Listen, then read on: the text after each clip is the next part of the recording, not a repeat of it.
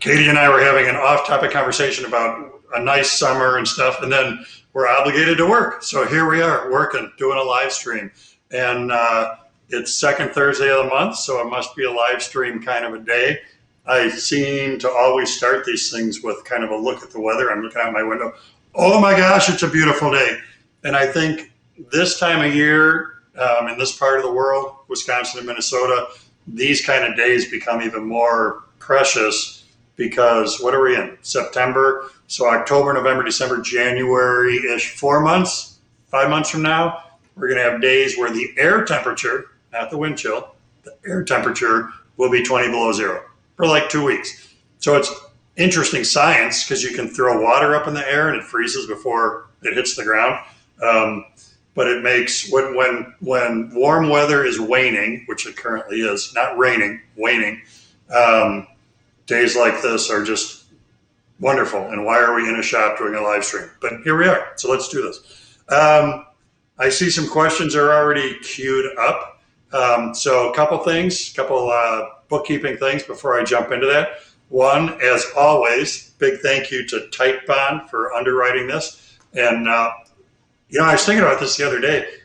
Tight Bond is involved with this live stream for a really, really, really long time, years, like maybe 5 years. So that's very cool. What a cool relationship I have with Tight Bond, myself and WWGOA, that they've been involved with this for as long as they have. The other thing is that, like you, I am looking at a website. You might be on YouTube, you might be on Facebook, you might be on WWGOA.com. But if you scroll down just a little bit, there's a banner and it says 5 expensive but worth every penny woodworking tools. So the drive with that is an author I really, really like, Seth Keller, put this together. And a question that woodworkers get, I think, all the time is buying advice about what tool should I start with? What tool should I get next? How do I prioritize my tool purchase? And it makes sense because we've all got limited budgets, I think, and we want to optimize the way that we spend our dollars. So this particular download, this PDF, itemizes 5 tools, hence the title, and points out it's not just a list. Seth talks about why these tools are important, and it affected me because one of the tools I ended up with was block plane. It's in one of these drawers. I'm reorganizing these. There it is. I'm reorganizing these drawers. But one of the block planes that Seth talked about, I ended up buying, and man, I love it. So anyway, little personal testimonial there. Have a look at that PDF, download it, and get some buying advice from Seth. Without further ado, Mike says, I have to stain a sliding door that was just installed in my home. Is there a secret to matching it to the rest of the trim boards around the house? Well, here's what I would do, and I've had great success with this. You need to be able to remove something that's got the stain on it. So pop off one piece of trim, molding or base molding or door casing, whatever it is, and then take that to specialty finishing store. So by that, I mean Sherwin-Williams, Hirschfield, something like that. And then also take them a piece of whatever the sliding door is made out of. So if the trim is all red oak and the door is red oak, take them a piece of red oak that you've sanded the way you normally would a chunk of wood, and then tell them you're looking for a color match with the stain. Then they'll mess with color variations, and the benefit to that raw piece of wood that's been treated like the door is that they'll apply test pieces on there until they hit the color match that you need to then put on the door. And that's, man, I've had great luck with that, of doing replacement raised panel doors for a 30-year-old kitchen. And even if the homeowner can tell you this was Minwax golden oak that was put on there, things fade, color changes over time. Sunlight has a big effect on color.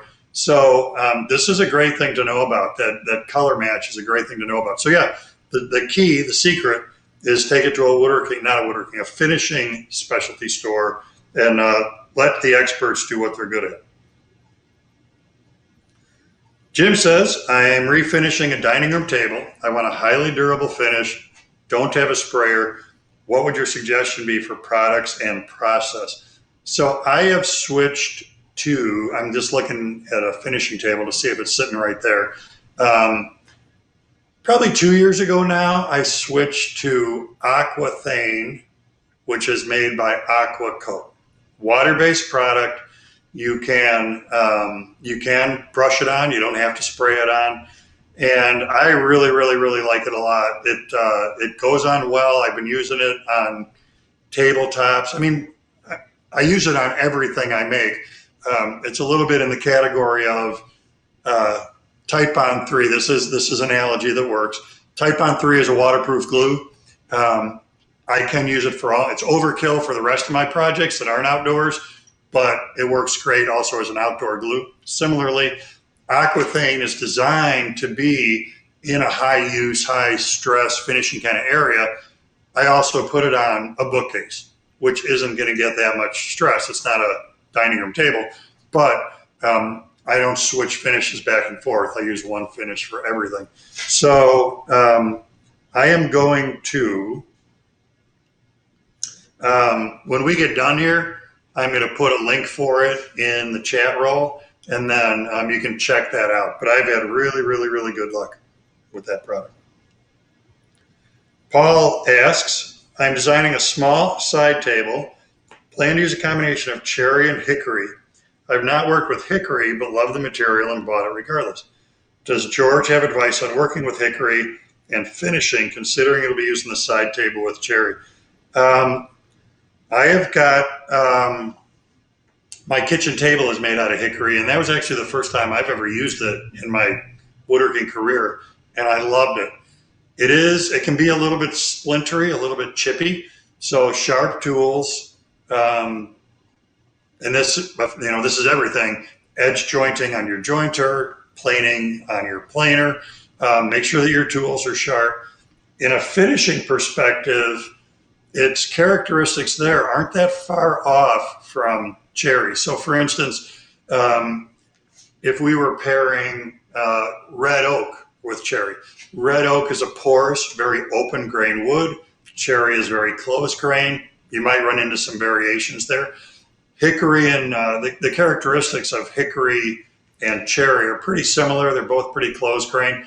So whatever you're going to do to one, you're going to be able to do to the other, and you're not going to see big, big, big variations. But I'll tell you what, the thing that amazed me the most was the beautiful color contrast in it.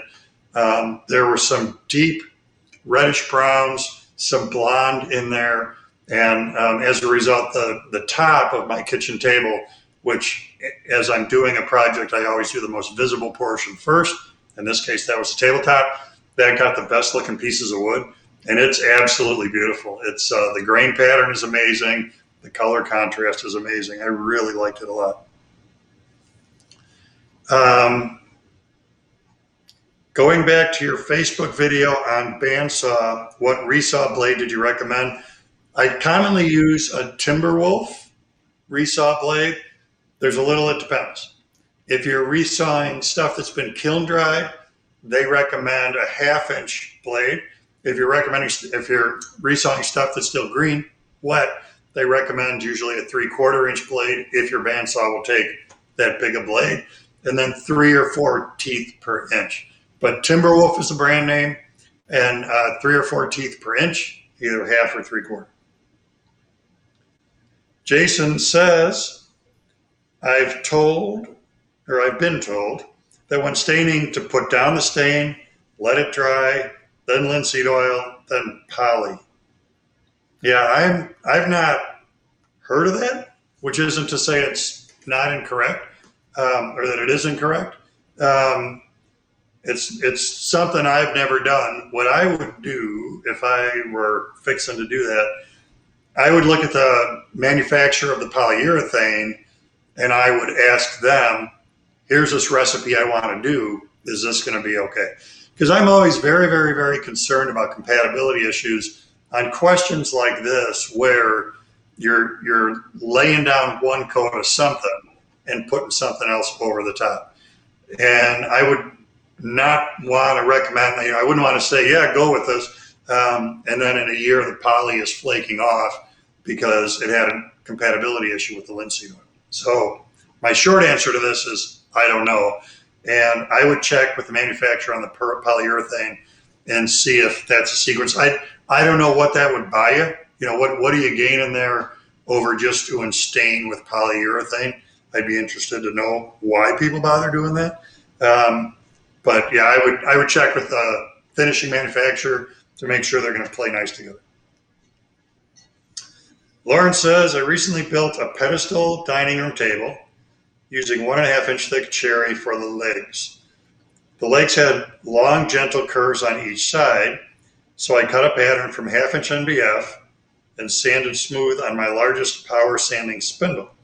I thought the pattern was perfect, apparently not. Small bumps and ripples were transferred to the stock after routing with my pattern bit. What techniques you recommend to ensure my pattern is perfectly smooth? Yeah, it's an interesting dilemma that whatever whoop-de-doos, that's the technical term, you have, or kerfluiness, you have in your pattern is going to telegraph to your finished piece. So it's very, very careful sanding. And what I find sometimes helps, I'm looking for what I'm looking for. Hang on a second.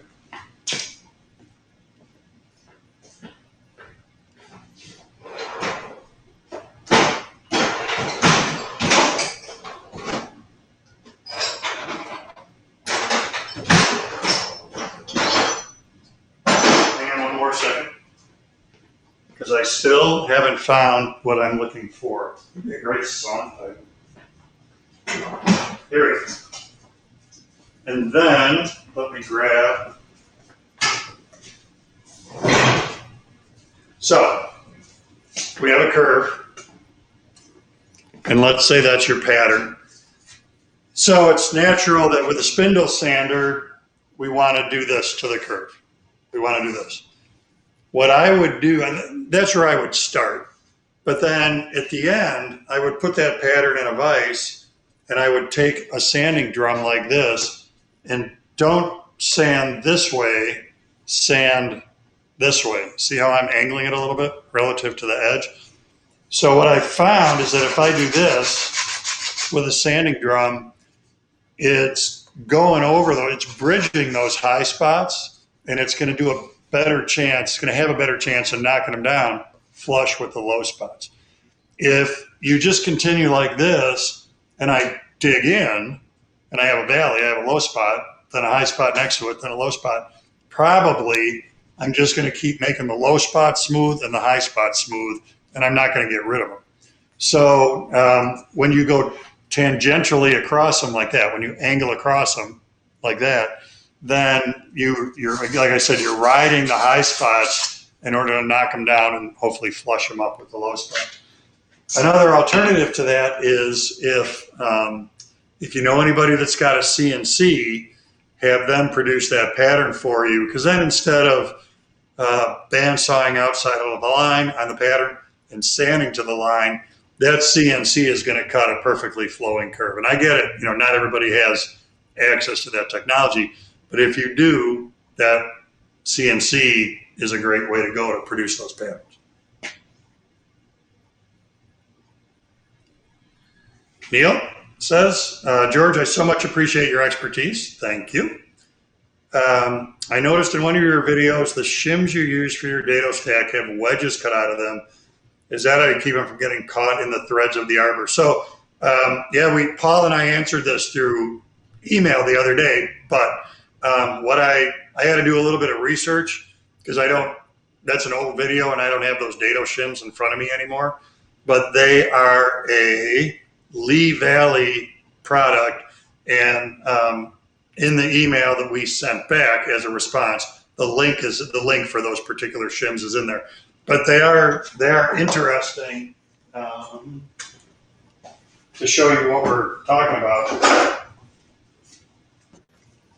it's a Dado shim, but then here, there's been a slit put in it. There's been a cut, and maybe a 1/4 inch wide or so. So one of the things that facilitates is that what he's talking about here is when you slide Dado shims on and off, the thin shim frequently gets hung up in the threads of your saw arbor. So with that slot cut out of there, you can kind of flex it a little bit and lift it out of there much more readily than just sliding it off of the end. But it's Google Lee Valley Dado shims, and that'll get you there. Jim in Oregon says, I have a very thick slab of cherry, 4 to 5 inches thick, 4 feet long. I tried to get one straight edge to set up other cuts. Did the table saw partway through, 2 to 3 inches, but bandsaw still drifted a lot, 3/4 inch blade, tightened it up. What do you suggest? So I'm trying to get, I don't understand which way, you're resawing this in thickness, so you're reducing the 4 to 5 inch dimension to 2 to 2.5.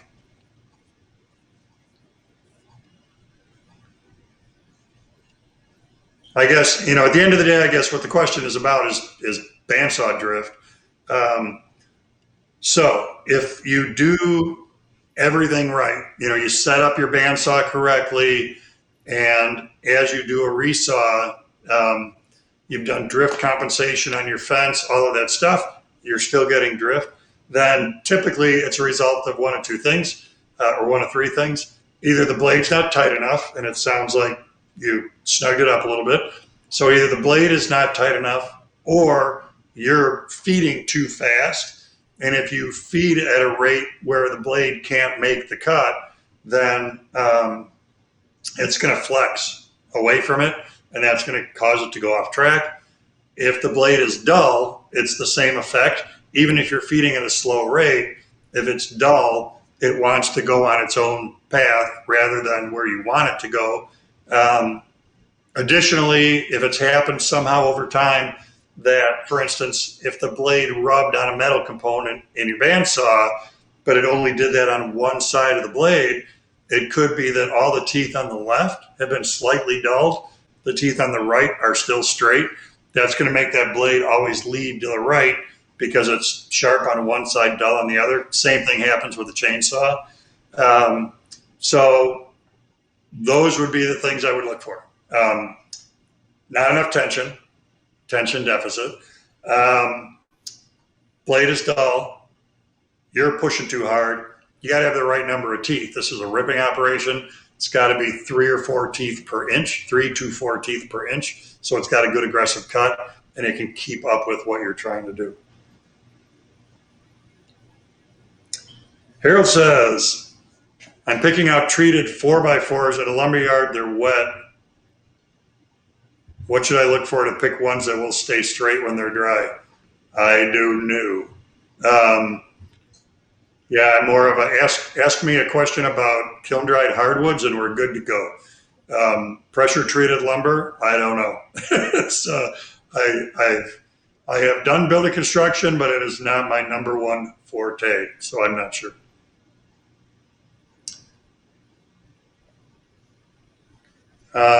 Brian says, I have a 16.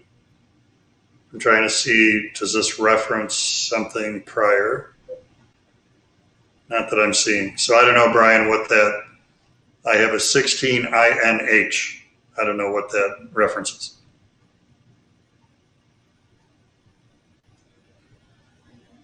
Okay. Oh, next question down. Brian says, I have a 16-inch open end drum sander. How do I know the speed to put the wood through? I tend to run mine on full bore and then I listen to it. The bottom line is the finer grit, the more you might want to slow down. And that can also just be, even if you're running a more aggressive grit, you may want to slow down. What we're looking at there is cuts per inch. Same thing is true on a planer. Planer with variable speed or 2-speed on the feed. So the more cuts per inch we get, the finer surface we're going to get. So maybe when you're first starting out with an 80 grit, you just run as fast as the feet will go. And then to further optimize the finish when you're close to being done, even with that 80 grit, you run it a little bit slower. When you get to more of a finishing grit, then again, running it at a slower feed rate will give you a little bit smoother finish. So it's pretty subjective. If it's coming out the outfeed side and you're happy with it, then you're good to go. If it's coming out the outfeed side and you want to get a little bit better surface on there, try slowing the conveyor down a little. Dan says, what would you say is the difference between woodworkers and carpenters? I would say carpenter is a subset of woodworking. Any comments? Yeah, it's an interesting question because from a content perspective, well, it's a little bit like the wet 4x4 question. Paul and I run into this stuff all the time of people want to ask, how do I frame this room in my house? How do I frame with 2x4s a room in my house? Well, that's a family handyman question or a fine home building question. That's not a woodworking question for us. So it's a little nebulous to put the line in the sand, but I would not put carpenters as a subset of woodworkers because there's all sorts of stuff good carpenters do that I don't know how to do. It's really its own category. So for me, carpenter's DIY home improvement is building a deck, putting trim in your house, building a room, building an addition, building a garage, shingling a roof. And then we can go further with that, sweating pipes, wiring, replacing outlets, that kind of stuff.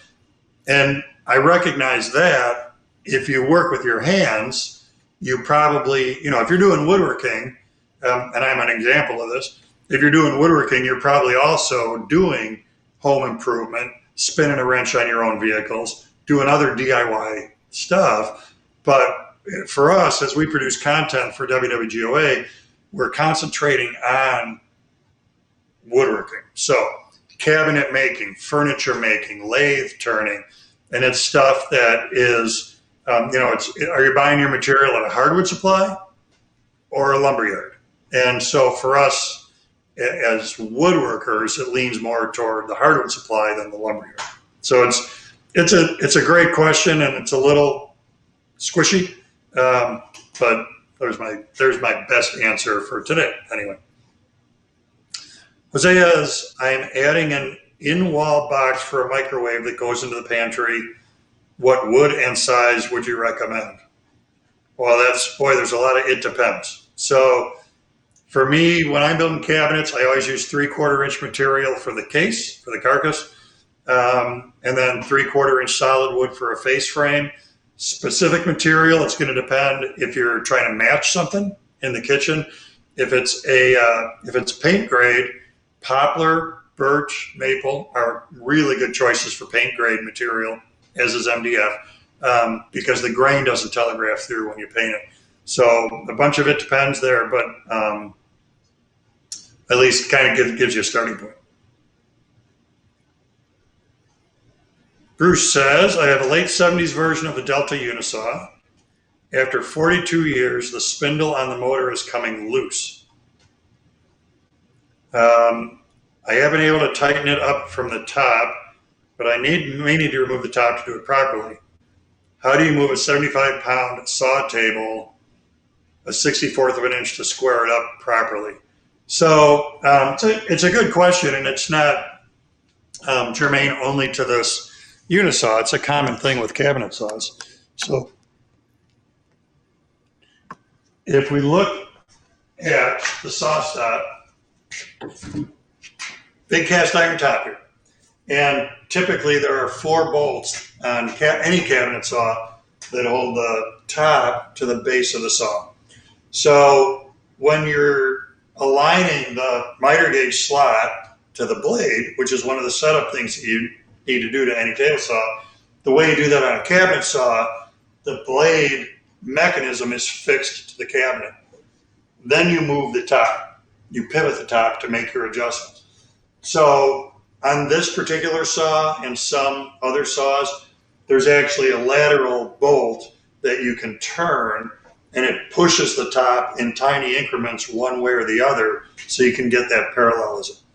On your saw, the way I would do this is loosen 3 of the bolts completely.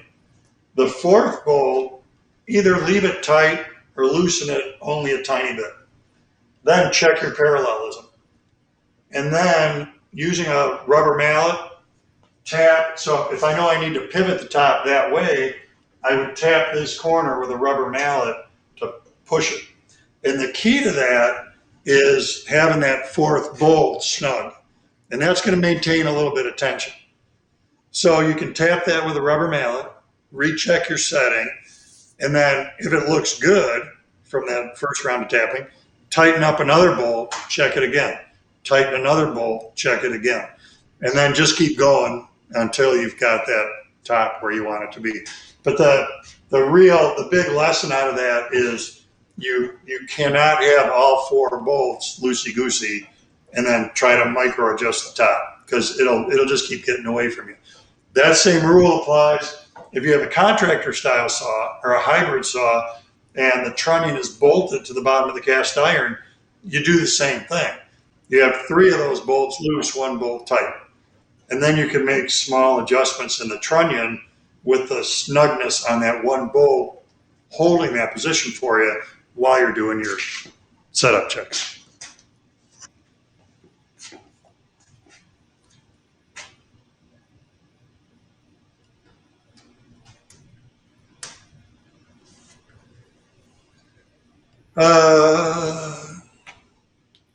Steve says, scarfing cedar wood strips for a canoe, 3-inch long joint surface, is Type-On 3 the best choice, and what is recommended cure time? I think, I mean, the canoe I'm working on, which is over at that side of the shop, everything on there is Type-On 3. So yes, I think that'd be fine for that. And then, scarf joint, and then you are going to put some tension on it when you flex it against the canoe. I'd want to leave that sit overnight so that when you wrap it on the forms and you stress it, you're not, and it's really a compound stress because you're going this way and then you're also probably pushing it down to the mating strip. I would let that sit overnight.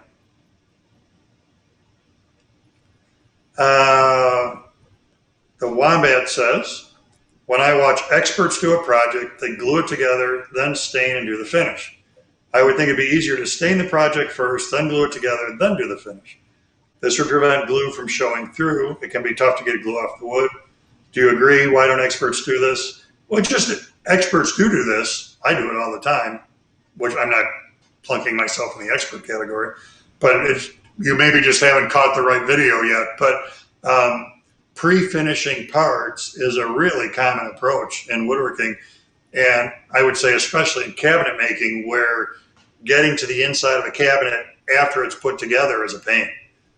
Doing all that finishing before you glue stuff together, for all the reasons you say, the big one is it's just plain easier, is a great reason to pre-finish. So yeah, it happens all the time.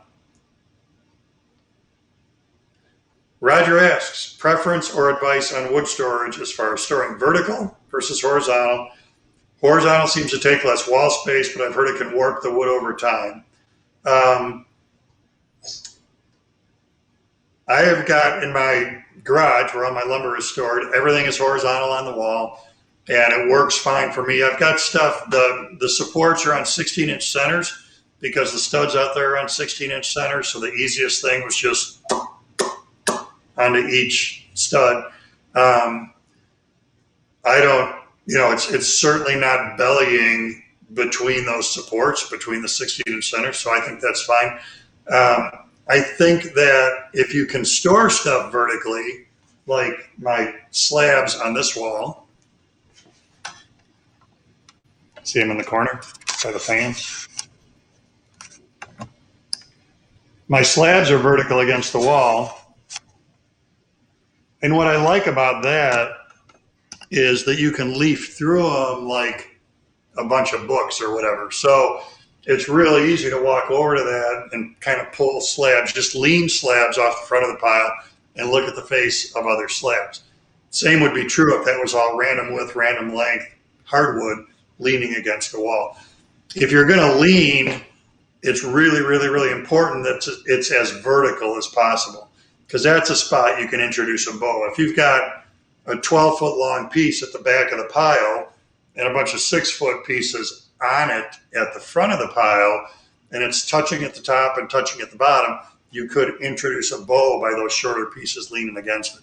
So from an accessibility perspective, I like the idea of them leaning against the wall vertically. From a functionality perspective, it works better for me to have my majority of my hardwood horizontal on racks in that garage.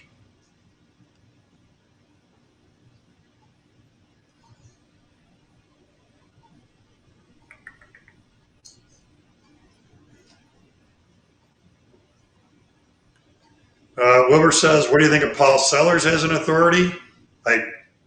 From what I know, have heard, I think he's great. I've not read any of his books, so I don't know much about him. So I'm not a good statistic. Dennis says, have you seen Patrick Sullivan's video on glue myths? The glue joint results were very surprising. Edge to edge grain, or edge to end grain was stronger than edge to edge. Use scientific equipment rather than regular industrial machines. I have not. I'll look that up. Can I put the side grain on a 2x6 through the drum sander? Yep. So you're just talking about sending a 2x6 instead of flatways on edge. Yep. I do that all the time on my planer and sander. So the rule of thumb I use is that with 3/4 inch stock, 3/4 inch thick, up to 3 inches or so, you can send it on edge, and it's not tippy. Over 3 inches on 3/4 stock, it starts to get tippy. So of course, thicker stock, 2x6, you can push that up a little bit further. But yeah, it works fine.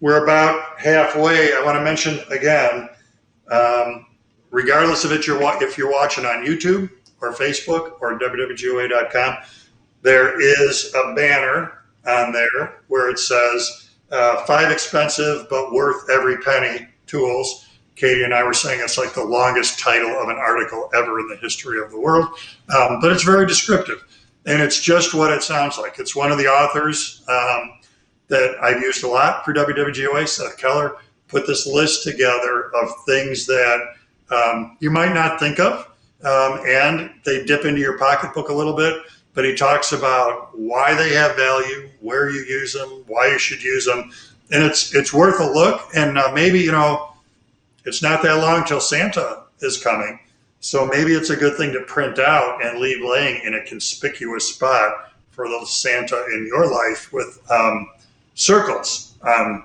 some of the tool titles. So that's another way to approach that. So have a look at that PDF and download that, and it's really good buying advice from Seth. Michael says, how do I proceed to restain and recoat existing exterior door? Yeah, I'm not much of a refinishing guy. I would say there's going to be a lot of sanding involved to get the old stuff off. But this is an area where there's somebody out there that knows way more about this than I do. What's the easiest way to get the old finish off? If it's got nooks and crannies like a raised panel, what's the easiest way to work around all that stuff? Are we talking chemical strippers? Is it all sanding? These days, I don't even know if it was polyurethane on there from the start. Are there chemical strippers that'll touch polyurethane? I have no idea. So unfortunately, I am not your guy for advice on that one. Paul asks, I'm wondering if a regular hand planer is better than an electric hand planer for leveling, smoothing projects. You mean by regular hand planer, you mean just a hand plane? I don't know. There's a lot of, it depends. It's a little, so number one choice would be a planer. I'm rereading the question. Yeah, so number one choice would be a surface planer or a surface sander, a drum sander. Between a hand plane and an electric plane, I have used hand planes, or I have used power hand planes, electric hand planes a lot to do preliminary leveling on slabs. I'm not very good at finishing that with a hand plane or an electric hand plane. So in the end, generally what I'm doing is I'm removing high spots to get them close so I can then take it to a planer, a surface sander, or I'm using a slab mill or something like that. So I think there's probably a lot more learning curve involved with a hand plane than an electric plane, because in addition to manipulating a hand plane to get it to cut, you have to have the frog set right, you have to have the iron set just right, the iron has to be sharp. There's a lot of mechanics, body mechanics, to how you operate that to make it do what it's going to do. Where with an electric hand plane, you set the depth, you turn it on, you cut. So it's a little, I don't know, I mean, they do similar stuff. I was going to say it's a little apples to oranges, but it kind of is. I mean, if you want to learn to manipulate a hand plane, then I know a lot of woodworkers, that is how they surface stuff, because they're really, really good at it. I'm not that guy. I lean on an array of power tools to make that happen.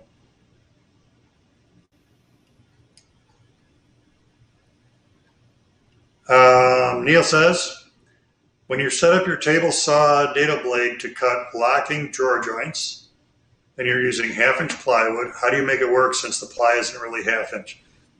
Can you still use your brass setup bars, or do you do something else to estimate? So when you do a drawer lock joint, or a lock, I don't want to say drawer lock rabbit. Let me get a thing.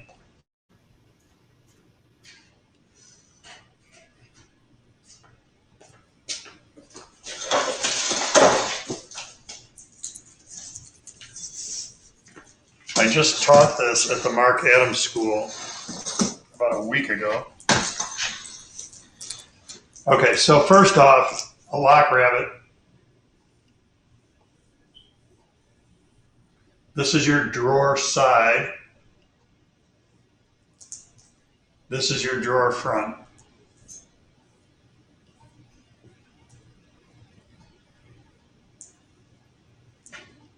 This tongue slips into this groove.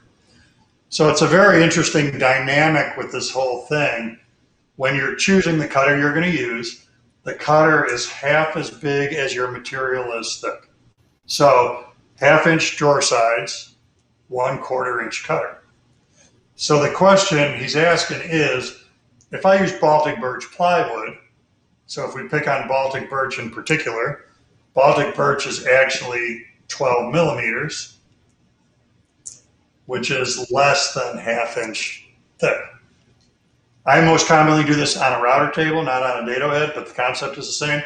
So the key to this is still that we have to make this work within allowance of the 1/4-inch slot cutter. So even though the plywood's undersized, you're still going to use your bar stock, you're still going to make your test cuts, and you got to get it to where this groove is always the same size. The dado head or the slot cutter is going to make this groove. The variable is how much material you leave behind here, right here, so that it fits into that groove. If your components, if your cutters are the right size, this is going to be a 1/4-inch groove. This has to be a 1/4-inch tongue. So where this goes a little bit south is if this is slightly less than a 1/2 inch, this is a perfect 1/4, then this shoulder is less than a 1/4. It's fine. The result is when you put all this together, it's going to look like this. So what I'm showing you here is there's a little step right there. because this is a quarter, this shoulder's less than a quarter, so you're going to end up with a little bit of a step on Baltic birch plywood. That doesn't bother me at all. I don't sand it off, I don't flush trim it off, I just leave it. So at the end of the day, even though the plywood's undersized, you can start with the bar stock, then do your test cuts. You still have to set this up so that the tongue fits the groove. And if it is undersized, then that's going to be the result, is you're going to have just a little fingernail catch. I'm drawing it way out of scale. You're going to have just a little bit of a fingernail catch there where they don't match up. Paul says, what do you think about marine plywood? Well, my kid's in the Marines, so I like it. No, I don't know. I built a boat out of it once in about 1986. It was fine.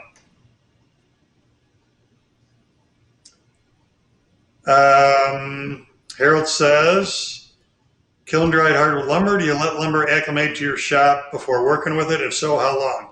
So yes, and it depends. It depends on, from my garage, the environment out there where everything is stored, to here, what's the difference? So come February, when we started this, I was talking about it's going to be 20 below air temperature outside. My garage isn't heated. So it'll be 19 below in the garage because it's inside a building. That stuff's got to come in a week before I'm ready to use it. If the balance between those two environments is closer, then the acclimation time doesn't have to be that long. So there's no such thing as too long, but there can be too short. I would give it at least 2 or 3 days. And then if there's a huge variation, like I said, closer to a week would be better. Don says, is Aquathin readily available? Can I buy it at my local Lowe's or Home Depot? So Aquathin. I'll put a link to it when we're done. I don't think you're going to get it at Lowe's or Home Depot. More likely like a Rockler or Woodcraft, maybe. But if you can wait 15 minutes, I'll put a link to where you can get it. Herb says, I have several maple saw logs. The tree was blown down for about a year before I cut the logs to length. I sealed the ends. Once I saw the logs in dimensional lumber, do I still follow the rule of thumb, 1 year of air drying per inch of thickness?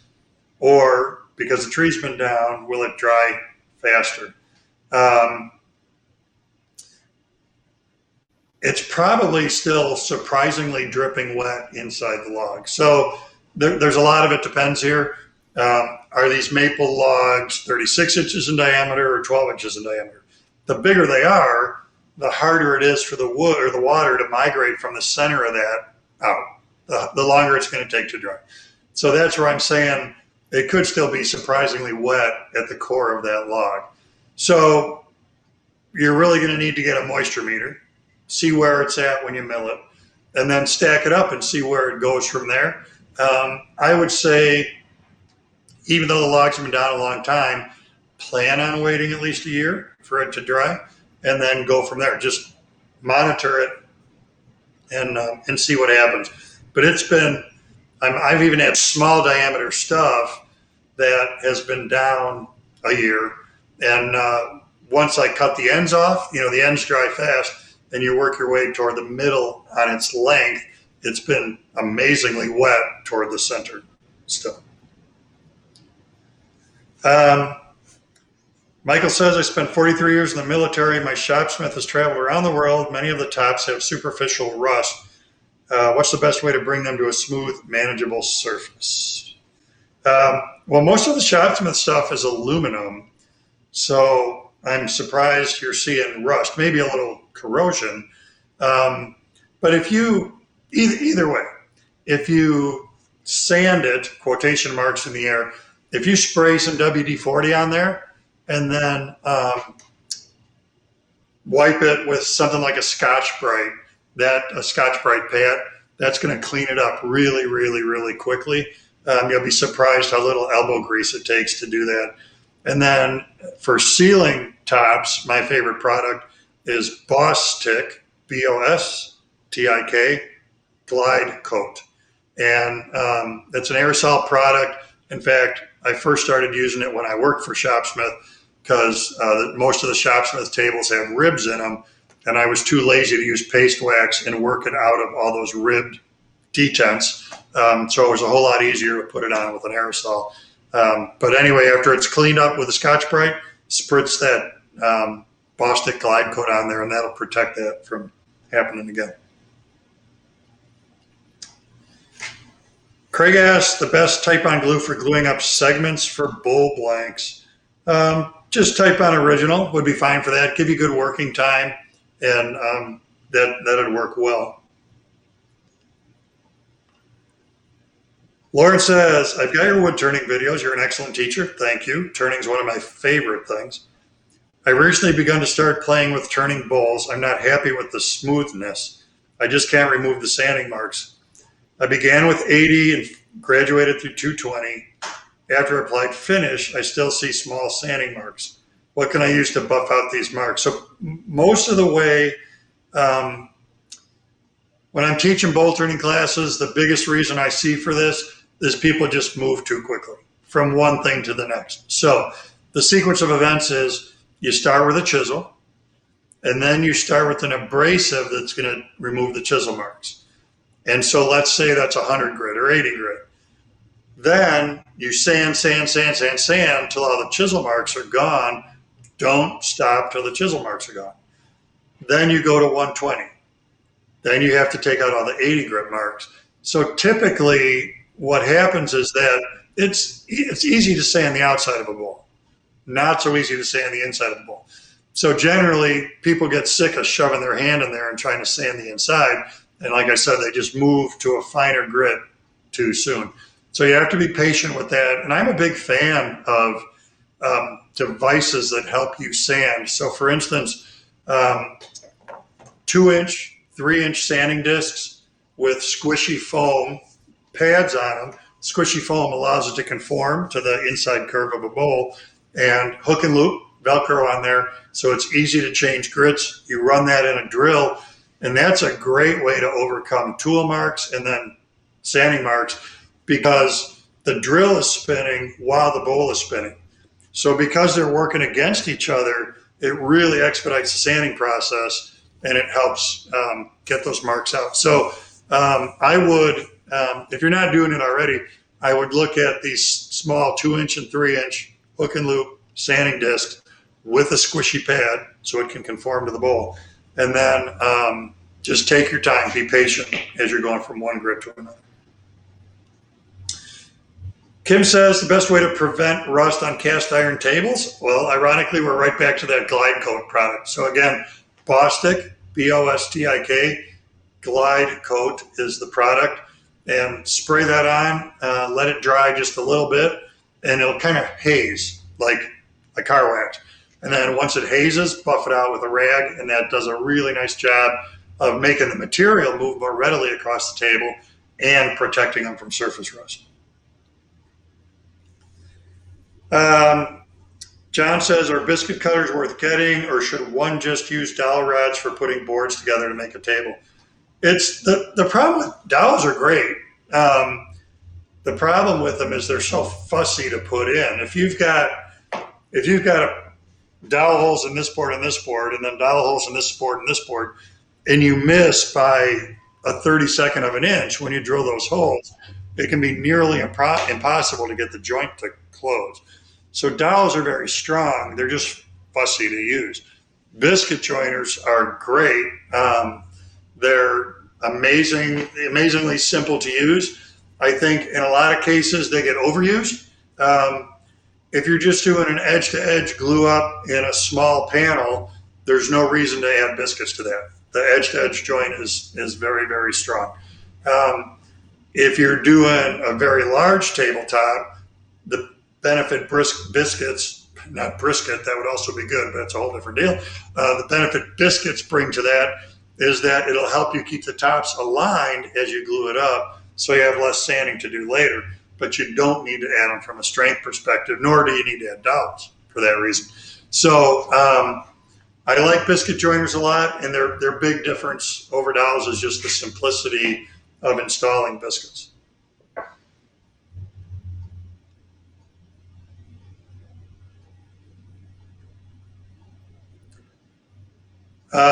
Wilbur says, I have 40 years as an amateur. I use hand planes, but if I could afford a good surface planer, I would buy it. Yeah, um, I'm at like the other end of that.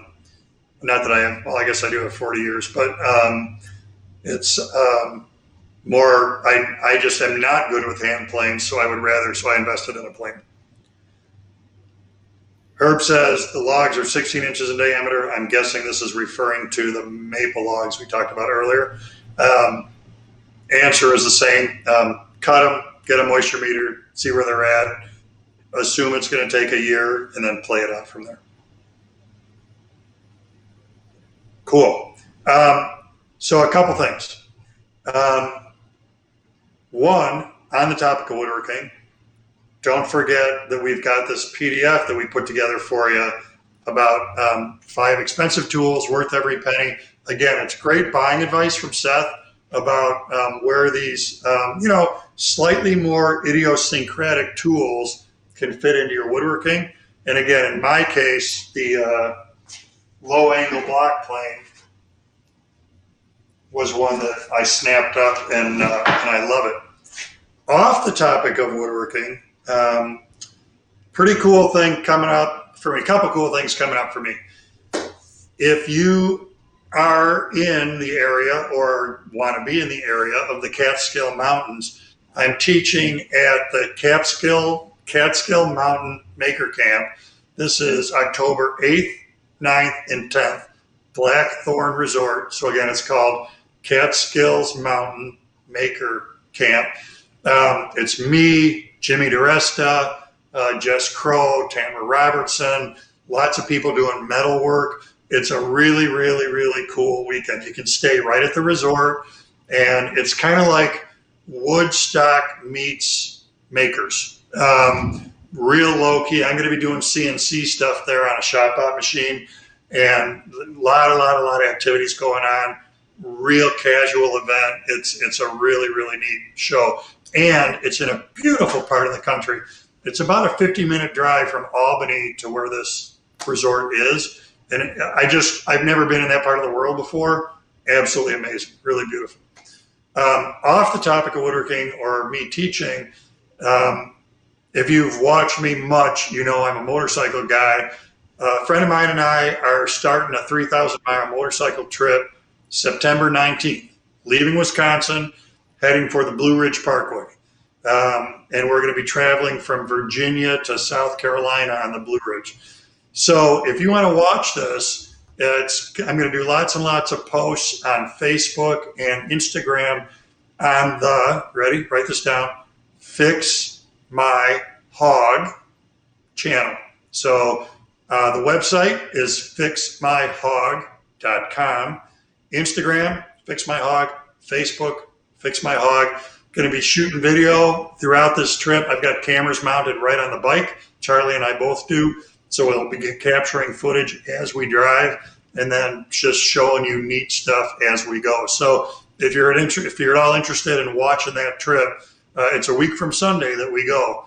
So a couple videos I've already posted on Instagram and Facebook. Then you can have a look at those to kind of get a feel for what's happening here. I am stupid excited about it. It's really, really very fun. All right, one more question. It'll be a short answer. Any experience having lumber inspected or certified? No. How about no? I know nothing about that. Sorry, I don't know. Katie, who's on the spot, put the Fix My Hog website up in the chat roll here on WWGOA.com. Jason says, is there a charity? I'm missing the context. I don't know.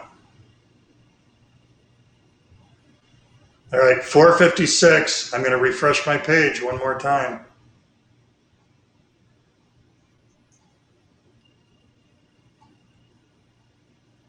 Oh, for the ride. Yeah, no, we're just doing it. It's well, we have 3 minutes and no more questions, so I'll tell the story. My plan was where this started was about 2 years ago. I decided I want to ride an interstate highway end to end. So I started looking at interstates, and there's plenty of interstates that are end to end, but there are logistical issues. So for instance, I think it's I-94, like starts in Pennsylvania and ends in North Dakota. So for me in Wisconsin, I'd have to ride to Pennsylvania, then go to North Dakota, and then come back. It's like, that ain't gonna work. So then I was looking at I-35 is kind of perfect. It goes from Canada to Mexico, and it's only 30 miles west of me. So I could easily take my bike through Duluth, get at the start of 35, and then take it to Mexico. So I'm in Charlie's office where he's got a map of the United States, and I'm vaguely plotting this whole thing out, 1,500 miles end to end. And he's looking at the map, and he says, I'll do that trip with you. He's a big bike guy. And then he looks at the states we'd go through, and then he wasn't that interested. Like, well, you know, there's not a lot here. Like, the goalpost is riding from Canada to Mexico, but there's not a lot to see along the way. Sorry for those intermediate states. So in the end, the more we talked, we decided we would do the trip together, but we would move the whole trip east. So on the wall at my house, I've got a 4-foot by 4-foot map that starts, at about the Mississippi River or so and goes to the Atlantic Ocean. And we started by just looking at the map. This would be cool, this would be cool, this would be cool. And then eventually I found the Blue Ridge Parkway. And that became the bullseye of the trip.